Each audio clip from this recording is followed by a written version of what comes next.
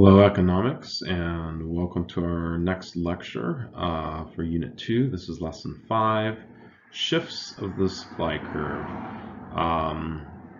Previously, we talked about what supply is. Understanding supply was the title of that. We talked about some elasticity of supply, some factors for that, how to graph one, create a supply curve, how to read and understand a supply schedule, and things like that. So today we're going to talk about shifts of the supply curve. The supply curve can shift because of changes in, and these are the list of things, the cost of inputs, government policies, the number of firms, technology, weather, and expectations about future prices. Notice that this list is very similar, although there are some differences, to how a demand curve shifts. And the idea of a shifting supply curve is very similar to a shifting demand curve, right? We have something other than price changing our supply. Remember, price and quantity supplied are tied together, and anything else that changes supply that is not price is probably going to be one of these. It will fit in one of these categories, and we call that a shift in the supply curve. So this is our key idea for our lecture today. So to start with, I thought we would think about McDonald's here for a moment. Here we have a picture of the first milkshake machine that McDonald's invested in. And these are, of course, some of their original cups and their styling and advertising and marketing for McDonald's. In the 1950s, a man by the name of Ray Kroc sold milkshake machines that allowed one worker to make 5 milkshakes at once. These machines reduced the cost of making milkshakes by allowing restaurants to hire fewer workers, right? So instead of one worker making perhaps 1 or 2 milkshakes at a time, they can now make 5 at a time. Among Kroc's customers were Dick and Mac McDonald, who used 8 of his machines at their hamburger stand. Kroc became so impressed with Dick and Mac's business that he bought it for himself and started a worldwide restaurant chain, the chain that we know today as McDonald's. If you visit one of the McDonald's restaurants that are his legacy, you'll see many more examples of cost-saving devices. One is a computer that makes French fries, so easy to cook that almost anyone can do it, while taking an order from the drive-thru window at the same time. In this lesson, we'll explore how changes such as these innovations in the production process affect the supply curve. So that's just an introduction there to what we're going to be talking about. All right, so now some of the nuts and bolts. We are going to try to here differentiate between a movement along the supply curve and a shift of the supply curve. So what we have here is we have a couple definitions. We have our definition: a shift of the supply curve is the result of a change in the quantity supplied at every price. Not to be confused with a movement along the supply curve, which is the result of a change in the price. When the supply curve shifts, this is called a change in supply. And when there is movement along the supply curve, this is called a change in quantity supplied. So if we look over here at our supply curve, we have some arrows here. I just want to point them out, right? So if we were to move on the blue line here, supply 1, from this point here to this point here, and we remain on our first supply curve, supply 1, we're going to follow this arrow here, right? And this is simply a change in quantity supplied, right? We went from, with the price at $10, the quantity supplied, in this case pizzas, 100 pizzas are being supplied by this firm, or perhaps in this market, at $10 a pizza. If the price were to increase to $15 per pizza, we can see that quantity would go to 200, right? And that's a result of a change in price, right? And so we are moving again along our supply curve there. Now, the other option might be there is no change in price, like here at $10, right? But if we move at $10 from 150, but we find out now that at $10 there is, excuse me, let me go back. If we're at $10 and we find that the quantity supplied is 100 to begin with, and then we discover later on that quantity supplied is 150, the price hasn't changed, it's still $10, but the quantity has changed. And so we're going to call this a change in supply, right? That's going to be a change in supply. So if we just want to kind of line these up, let me use red here, right? Change in the quantity supplied, that is this arrow here. And change in supply is this movement here when we have a new supply curve, right? Again, we went from supply 1 to supply 2, and that's all part of the green definition there. All right. So, continuing to explain how changes in factors other than price cause the supply curve to shift. So, what kinds of things might happen other than price that cause that shift of, let's say, back to our previous demand curve, right? $10, 100 pizzas supplied, $10 now 150 pizzas supplied. So what kinds of things might happen there? Well, we had that list in our key idea at the very beginning of things: cost of inputs, government policies, the number of firms, technology, weather, and expectations about future prices. So we're going to go through those now. So the first one is cost of inputs. The cost of inputs can change for a whole bunch of reasons, and some possible reasons might be new discoveries of raw materials, right? So the discovery of, we've talked about diamonds, right? The discovery of a vast amount of diamonds in South Africa changed the supply. Now, in that case, they're able to control the price because they had a monopoly, but it certainly changed the supply. Or U.S. history, right? Movement west, lots of raw land, lots of new timber, new discoveries of new raw materials, reduce the cost of those materials to make those various products, and so that can impact supply as the prices of those inputs change. And in this case, new discoveries is probably going to drop the cost of the input. We might have changes in the rental costs of buildings and equipment. If a McDonald's is renting their location and the rent goes up, that's going to impact their cost of the input there. Tax changes, wars can be a huge impact or factor determinant of supply. We have seen in wars things like oil supply being disrupted because wars stop people from working. It may increase the cost of production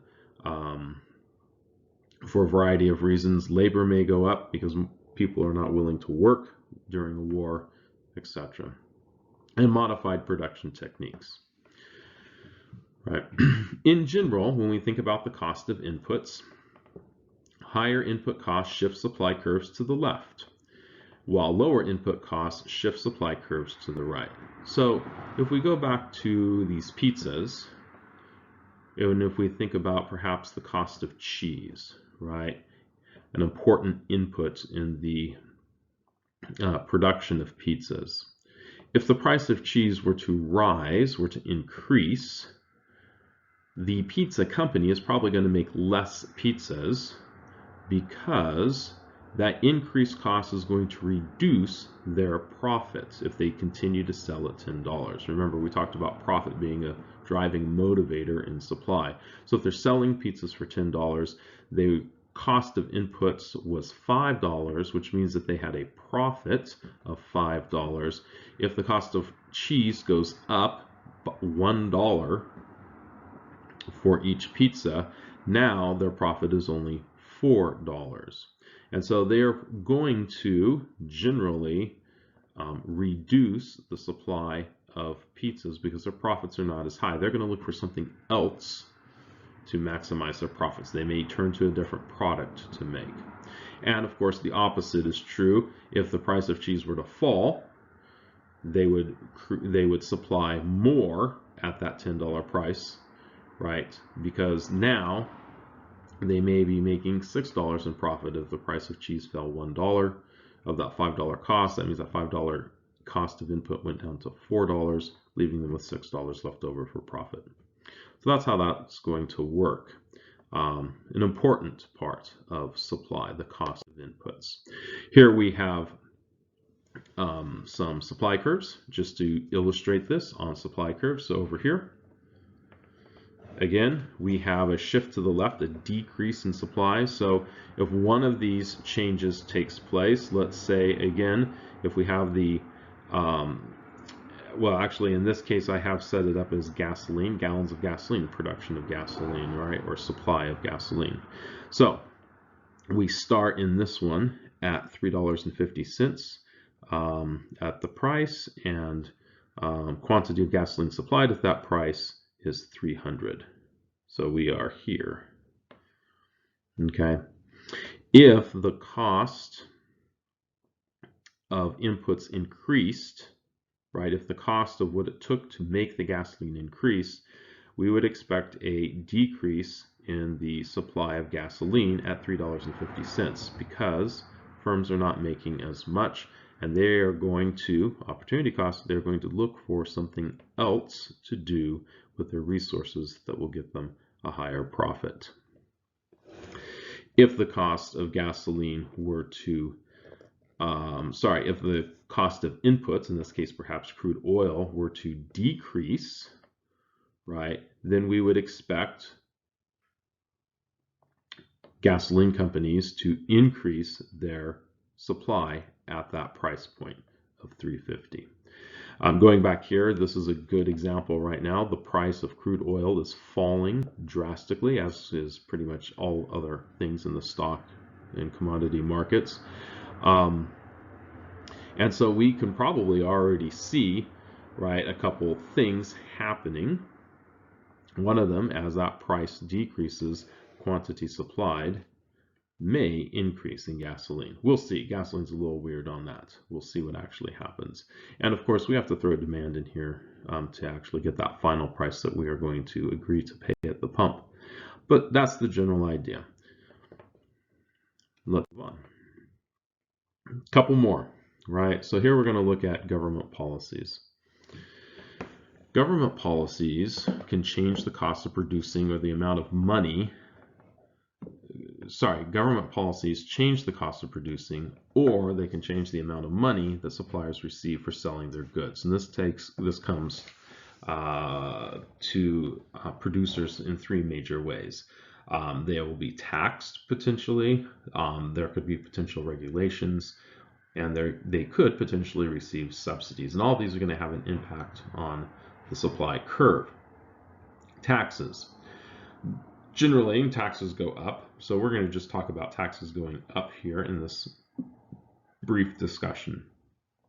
Governments, of course, use taxes to generate revenue for their own costs. And when an increase in tax takes place, generally, that's going to be, in this case, it's also going to be tied to our first category, an increase in cost of production. Not necessarily inputs, but the cost to produce that good is going to increase. So again, if we're talking about pizzas at $10, right, and we had $5 for the cost of inputs, now the government is taxing pizzas at $1. Again, same type of thing as if the price of cheese went up. Now the profit margin is $4 instead of that $5. And in that case, the law of supply, sorry, not the law of supply, but in that case, the general trend is a shift in the supply curve to the left or a decrease in supply.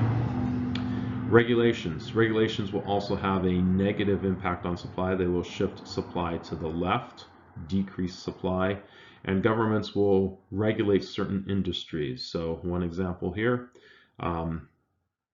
today, children's sleepwear, pajamas, blankets that they sleep on or with in their bed, etc., they must be flame resistant. There have been some tragic stories of a small fire breaking out in the house, and the child's pajamas are not flame resistant, and so those pajamas combust. And probably if they had not been wearing those pajamas, those children would have survived or not been injured or as severely injured in the fire. So flame resistant sleepwear for children. So if you're producing pajamas, you need to use that material, and that material is going to be much more expensive than perhaps a non-flame resistant material. So regulations that can restrict the production of certain items or restrict the services that can be provided, and therefore that will sometimes force a company to use a more expensive input. It may force them to do something else, and generally that shifts the supply curve to the left. Lastly, subsidies.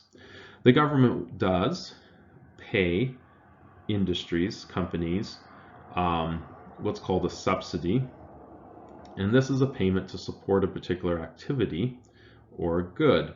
So the government is very invested. They want to keep, as part of our policies, we want to keep our farmers continuing to plant corn, wheat, barley, soybeans, etc. here in the United States. We don't want to import all of that.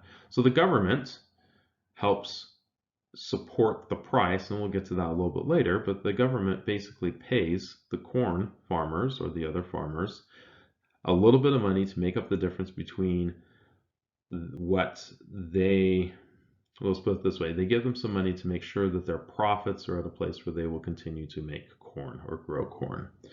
And so that just helps make sure that the farmers continue to do that. This, of course, is going to shift the supply curve to the right. If it's increasing profits, right, if the potential to increase profits is there, that's going to shift the curve to the right. All right, next, the number of firms. This is a pretty straightforward one. If there are a lot of firms in that market providing that good or service or supplying that good or service, there's going to be a shift to the right, an increase in the supply. If there's a decrease in the number of firms supplying a good or service, there's going to be a shift to the left. So a couple examples might be the number of firms making shoes, right? If another firm starts providing or making shoes, supplying shoes, that would be another one, and we would just add what they're willing to supply at each price point to our market supply, and that's going to shift what's the total supplied at each price point. And of course, the opposite is true. If we have an industry where several companies get out of producing that good or service or supplying that good or service, just because of the total number of who's producing it, we're going to have a shift to the left. There's going to be decrease. Technological change. Technology, for economists, refers to the methods used to create goods and services from inputs. So it's how we take those inputs and craft them into a good or a service. We want technological progress. We want to get better at doing that. And every time we find a new way to put our inputs together in a more efficient way, that allows us to get more product out of the inputs that we currently have, we're going to, of course, then make more of that final good or service, and that is going to mean that we're supplying more, and so that generally means that we have a shift to the right in our demand curve. And we saw this, I think this is illustrated best back there with McDonald's and the milkshake machine. Right, a new way to use milk, sugar, ice cream, etc. to make that milkshake, and a new piece of technology and a new way of doing it, having one person not have to make it by hand, each one individually, but just kind of put some stuff in the cup and put the cup in the machine and let it go, right? That increased how many cups of milkshake could be supplied in a given amount of time. All right, our last two. Natural disasters and weather. I think our key idea just listed weather, but we're talking about natural disasters and weather. Generally, these are going to cause a shift in the supply curve to the left, a decrease, as these generally decrease economic activity. So, for instance, with the weather, right? If we have bad storms, and we're thinking about things like crops, right? The supply of a particular crop may be destroyed, and that's going to shift what is being supplied to the left, a decrease. So let's think about cotton real quick. Cotton's used for much of our clothing, and if if weather or a natural disaster, perhaps some sort of disease destroyed much of the cotton supply in the world, like in India, and wiped it all out, there just wouldn't be enough cotton to make the t-shirts, the jeans, etc. that are being made. So that supply is going to decrease as that is destroyed for that period of time. We can also see, actually, since we're right in the middle of it, if I were having a remote class, natural disasters like a pandemic, right? Supply is shifting to the left. Not as much stuff is supplied as factories shut down, as schools shut down, school being a service, right? We're trying to continue to do it. We're using technology to kind of counteract the impact of the natural disaster, technological progress to counteract the natural disaster. But that is happening, and so we can see that there. And then lastly, expectations about future prices. This only applies to non-perishable goods. This really does not apply to perishable goods. If the good is going to go bad and not be sellable or usable in the long term, right? So if we're talking about like fresh fruit, things like that, this doesn't apply. This applies to long-term, non-perishable, storable items that aren't going to go bad. So furniture, right? Doesn't really go bad unless the termites get to it and you don't store it properly. To a degree, canned food versus fresh food, baseball bats, shoes. Maybe taste will change, but you can store the shoes for a while, right? So these types of things that can be stored for a long time. So if the seller can store the good for the future, the seller has a choice then to store the good for the future or to supply it in the present if they can save it for a long time. Generally, if they expect higher prices in the future, sellers are going to place some of those goods in inventory, that is, in temporary storage, until that anticipated higher price comes. This will shift the supply curve to the left today, right? Almost always we are using supply curves today. So this is going to shift the supply curve to the left because they're going to say, I'm not going to put as much out on the shelves today. I'm not going to supply that much today. Although I'm still producing it, I'm just going to hold on to it, kind of save it up until the price goes higher. If, on the other hand, lower prices are expected in the future, the opposite is going to happen. Right? That seller is going to try and clear out their inventory, sell it for that high price now, because in 2 months, right, the price is going to be significantly lower, and so I'm going to try and do that. So this is going to cause the supply curve, to shift to the right in the present. All right, that actually ends this lecture. So this was a short lecture. Hope that made sense. There's a concept check, and we will be checking in on that concept check. Since I've recorded this before, we have attempted our live session tomorrow. We'll see how that goes, and hopefully we can have another live question or discussion and Q&A session about this sometime very soon, so you can check your answers to your concept check. All right, have a great day.